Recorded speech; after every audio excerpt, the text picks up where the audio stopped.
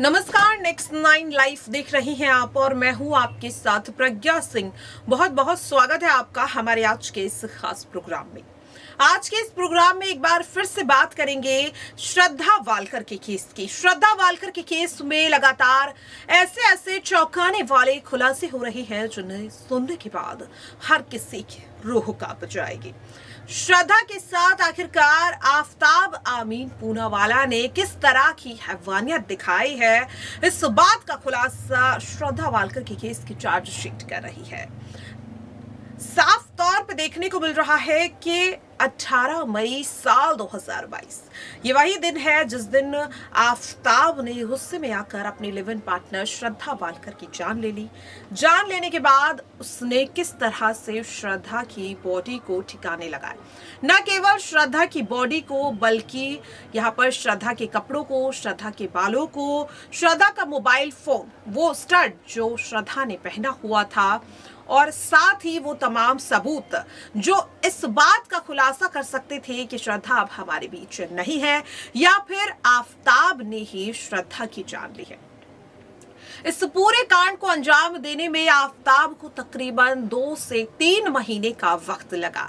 आफताब ने पूरी चाल यहाँ पर पहले ही सोच ली, समझ ली, पूरी प्लानिंग और प्लॉटिंग आफताब ने कर ली कि किस तरह से वो श्रद्धा की जान लेगा। श्रद्धा की जान लेने के बाद वो किस तरह से एक एक कर हर सबूत को मिटा देगा।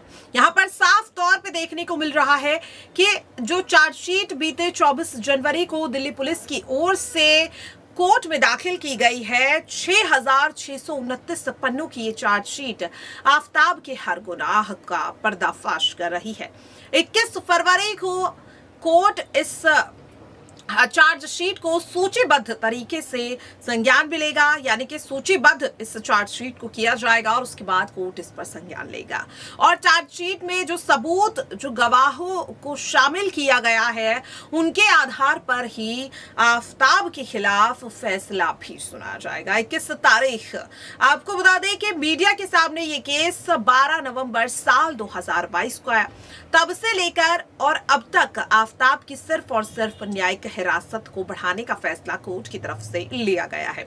आफताब के कई टेस्ट हो चुके हैं। श्रद्धा वालकर के शव के भी जो टुकड़े पुलिस ने बरामद किए, उनका पहले डीएनए टेस्ट और फिर पोस्टमार्टम भी किया जा चुका है। सारे रिपोर्ट्स आ चुकी हैं, लेकिन अभी भी कई ऐसे सवाल हैं जो हर किसी को परेशान कर रही हैं। यहाँ पर जो सबसे बड़ा सवाल, क्या आफताब ने श्रद्धा की जान इसलिए ली क्योंकि वो प्रेग्नेंट हो गई थी और आफताब से शादी की बात कर रही थी? क्योंकि यहाँ पर इस बात का खुलासा श्रद्धा वालकर के केस की चार्जशीट से ही हुआ है। जो आपको बता दें कि चार्जशीट के मुताबिक आफताब के घर से पुलिस को एक प्रेगनेंसी किट बरामद हुई है और यहाँ पर इस प्रेगनेंसी किट के मिलने पर ही ये कयास लगाए जा रहे हैं कि शायद श्रद्धा प्रेग्नेंट थी। हालांकि निधन होने से पहले वो प्रेग्नेंट थी या नहीं, इस बात की पुष्टि नहीं की जा सकती क्योंकि श्रद्धा वालकर के शव के सारे टुकड़े नहीं मिल पाए हैं, जिसकी वजह से कथित तौर पर इसकी पुष्टि नहीं की जाएगी। लेकिन यहाँ पर आपको बता दूं कि श्रद्धा वालकर के दोस्त लक्ष्मण नाडर की तरफ से ये बयान दिया गया था कि साल 2021 में श्रद्धा प्रेग्नेंट हो गई थी और वो इस कह सकते हैं कि आफताब से शादी करना चाहती थी, लेकिन आफताब नहीं चाहता था कि श्रद्धा बच्चे को रखे, इसलिए उसने श्रद्धा पर अबॉर्शन करने का दबाव बनाया। अब आखिरकार अबॉर्शन हुआ या नहीं, इसे लेकर कोई जानकारी सामने नहीं आई है, लेकिन यहाँ पर चार्जशीट में ये साफ तौर पर खुलासा हुआ है कि आफताब के घर से जो प्रेगनेंसी किट बरामद हुई है वो कई बड़े सवाल खड़े कर रही है कि आखिरकार ये प्रेगनेंसी किट किसके लिए थी। ऐसे ही कई और सवाल हैं जिनके जवाब तलाशने के लिए, हासिल करने के लिए अब दिल्ली पुलिस आफताब का न्यूरोसाइकोलॉजिकल टेस्ट करवाना चाहती है, जिसके लिए कोर्ट के सामने मांग भी रखी जा चुकी है। और अब ये भी देखने वाली बात होगी कि क्या आफताब का न्यूरोसाइकोलॉजिकल टेस्ट अगली पेशी से पहले हो जाएगा। हालांकि यहाँ पर अगर मैं बात करूं तो आफताब के खिलाफ अभी भी पुलिस के पास पुख्ता सबूत है और इन सबूतों के आधार पर भी आफताब को सजा मिल जाएगी। लेकिन पुलिस इस केस को लेकर भी किसी भी तरह की गुंजाइश नहीं छोड़ना चाहती है, क्योंकि जैसा खौफनाक अपराध, जैसा जघन्य अपराध आफताब आमीन पूनावाला ने किया है, ऐसे में उसे जितनी कड़ी सजा मिले वो कम है। पुलिस पूरी कोशिश कर रही है कि कड़ी से कड़ी सजा आफताब को दिलवाई जा सके और इसके लिए लगातार पुलिस छानबीन कर रही है।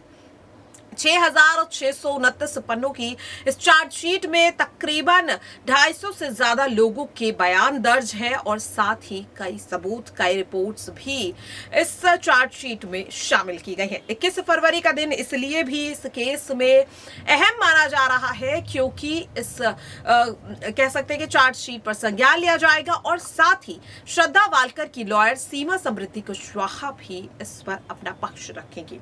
आपको बता दें कि सीमा समृद्धि कुशवाहा की ओर से भी ये अपील की गई है कि श्रद्धा वालकर के केस को फास्ट ट्रैक कोर्ट में चलाना चाहिए क्योंकि 3 महीने का वक्त लगभग इस केस में हो चुका है, लेकिन फिर भी वो मुकम्मल कह सकते हैं सजा या कोई ऐसा बड़ा कदम कोर्ट की तरफ से देखने को नहीं मिल रहा है और लगातार हो रही देरी कहीं ना कहीं आम जनता के गुस्से को बढ़ाने का काम भी कर रही है।